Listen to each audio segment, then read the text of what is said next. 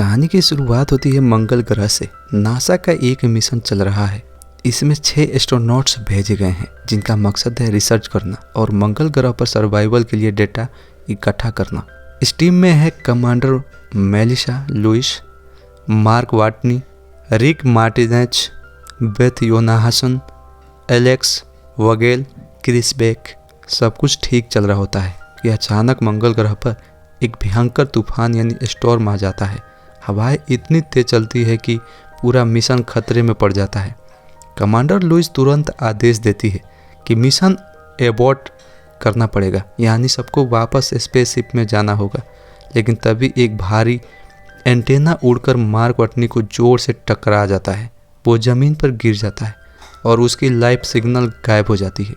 बाकी क्रू समझती है कि वो मर चुका है क्योंकि उसका सूट भी खराब हो गया था और सिग्नल डिटेक्ट नहीं कर रहा था। बहुत भारी दिल से कमांडर पूरी टीम को लेकर मंगल से निकल जाती है। लेकिन दोस्तों सच तो ये था कि मार्क अभी जिंदा था। जब तूफान थमता है मार्क होश में आता है।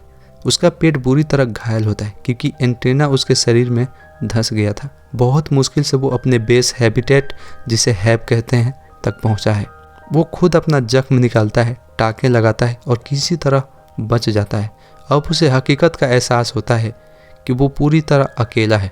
मंगल पर उसके साथ कोई इंसान नहीं है। नासा और दुनिया उसे मारा हुआ मान चुकी है। अगला मिशन यानी एरिज आई भी मंगल पर आने में 4 साल अभी बाकी है। मतलब अगर उसे बचना है तो उसे 4 साल तक मंगल पर अकेले जिंदा रहना होगा। मार्क बैठकर सोचता है, मैं यहाँ कैसे जिंदा रहूँगा। उसके पास खाने का बहुत लिमिटेड स्टॉक है जो सिर्फ 300-400 दिन ही चल सकता है। लेकिन उसे 1460 दिन यानी 4 साल तक सरवाइव करना है। तभी उसके दिमाग में आता है, मैं एक बॉटनिस्ट हूँ, मेरा काम ही पौधे उगाना है। अगर मैं मंगल पर आलू उगा लूँ तो शायद मैं जिंदा रह सकता हूँ। वो हैब के अंदर एक छोटा सा खेत तैयार करता है। मिट्टी मंगल की थी लेकिन उस पर पोषक तत्व नहीं थे। उसने मानवीय फर्टिलाइजर यानी अपने और क्रू के छोड़े गए वेस्ट को इस्तेमाल किया पानी बनाने के लिए। उसने हाइड्रोजन और ऑक्सीजन को रिएक्ट कराया, मगर इसमें ज़बरदस्त खतरा था क्योंकि एक बार उसका हैब फटने वाला था।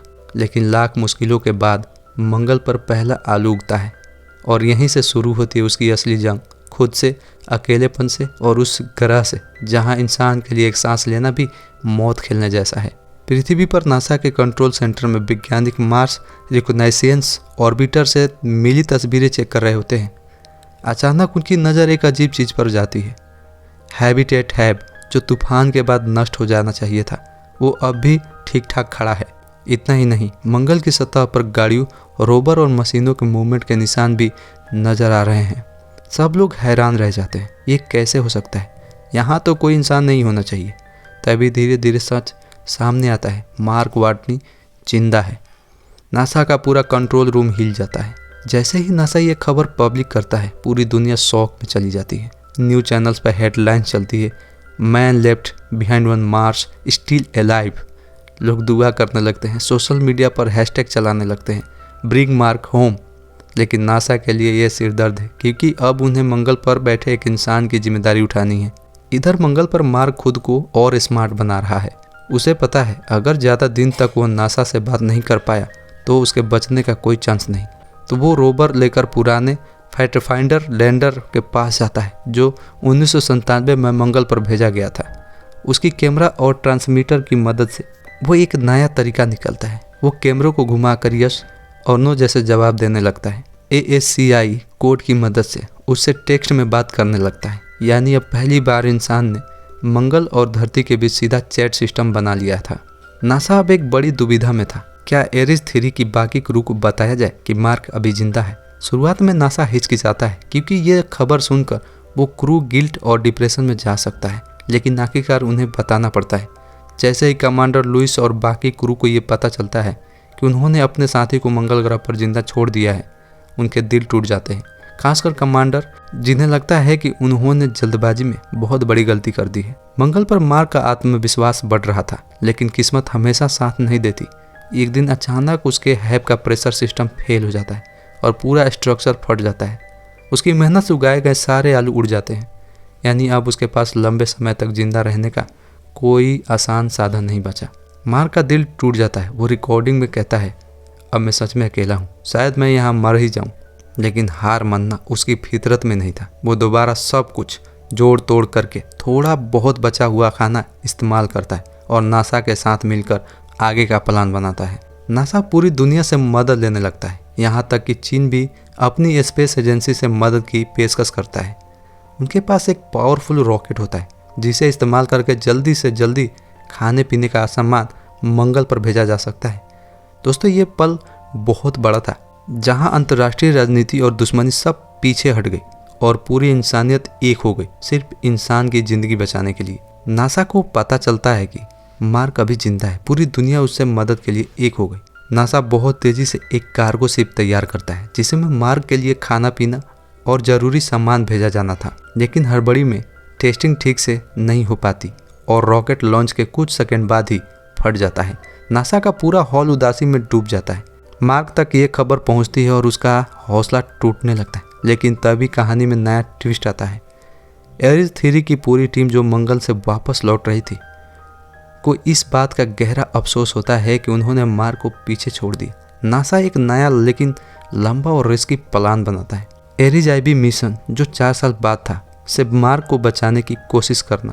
लेकिन क्रू को लगता है कि इतना इंतजार करना मतलब मार्क की मौत। तभी एरिस 3 का पायलट मार्टिनेज और बाकी टीम एक बगावत भरा फैसला करते हैं। वो अपने शिप हार्म्स को मंगल के पास मोड़ देंगे और मार्क को खुद वापस लाएंगे। नासा उन्हें रोकने की कोशिश करता है क्योंकि ये बेहद रिस्की था।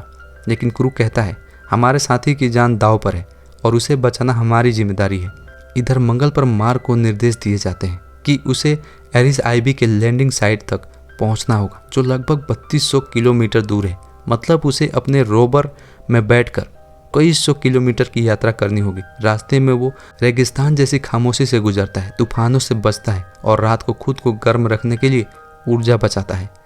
उसकी ये जर्नी आसान नहीं होती, लेकिन हर कदम पर वो खुद से कहता है, मैं साइंस का इस्तेमाल करूंगा और सरवाइव करूंगा। आखिरकार वो एरिस आईबी की साइट पर पहुंचता है। नासा और क्रू ने वहां उसके लिए एक खास लॉन्च व्हीकल तैयार किया था जिससे वो मंगल की सतह छोड़कर काछा ऑर्बिट में जा सके और हार्म्स शिप से मिल सके। लेकिन दोस्तों, असली ड्रामा यहाँ शुरू होता है। व्हीकल बहुत भारी था, इसलिए मार्क को उसके ऊपर का हिस्सा काट कर हल्का करना पड़ा। इसका मतलब था कि अब उसके पास एक ओपन शिप था जो टेक ऑफ के समय बेहद रिस्की था। लॉन्च का समय आता है, मार्क बैठता है और कहता है, चलिए अब उड़ते हैं। व्हीकल लॉन्च होता है और मार्क आसमान की तरफ उड़ता है, लेकिन स्पीड और लोकेशन सही नहीं होती। वो हम शिप तक नहीं पहुंच पा रहा था। हम शिप पर कमांडर लुइस और टीम मार्क को पकड़ने की कोशिश करती है, लेकिन दूरी इतनी ज़्यादा होती है कि आसमान से पकड़ना नामुमकिन था। तभी एक पागलपन भरा आइडिया आता है। मार्क अपने सूट का ऑक्सीजन वाल्व खोलकर उसे जेट पैक की तरह इस्तेमाल करता है। दोस्तों, सोचिए, एक इंसान स्पेस में अपने सूट से हवा छोड़कर खुद के एक दिशा में ढकेल रहा है। ये सीन देखकर किसी का भी दिल रुक सकता है। कमांडर लुइस रस्सी के सहारे बाहर निकलती है और आखिरी सेकंड में वो मार्क का हाथ पकड़ लेती है। पूरी टीम उसे अंदर खींच लेती है और यूं महीनों तक अकेले मंगल पर मौत से लड़ने वाला इंसान आखिरकार अपने साथियों के पास लौट आता है। पृथ्वी पर यह खबर पहुंचते ही पूरी दुनिया जश्न में डूब जाती है। लोग सड़कों पर उतर आते हैं। टीवी चैनल्स पर मार्क की बहादुरी दिखाई जाती है। मार्क धरती पर लौटकर अपने अनुभव को एक लेक्चरर में शेयर करता है। वो कहता है, जब आप मुश्किल में हो तो बस एक ही काम कीजिए, साइंस का इस्तेमाल, समस्या हल कीजिए। अगर एक समस्या हल हो गई फिर दूसरी कीजिए, धीरे धीरे आप जिंदा रहेंगे। और यहीं पर द मार्टिन की कहानी खत्म होती है। लेकिन हमें ये सिखा जाती है कि हिम्मत, जुगाड़ और इंसानियत सब कुछ बदल सकते हैं। तो दोस्तों, आज की कहानी आपको कैसी लगी कमेंट में हमें ज़रूर बताएं। चैनल पर नए हैं तो सब्सक्राइब भी कर दीजिए, क्योंकि आपका इसमें कुछ नहीं जाता लेकिन हमें इससे बहुत फ़ायदा होता है।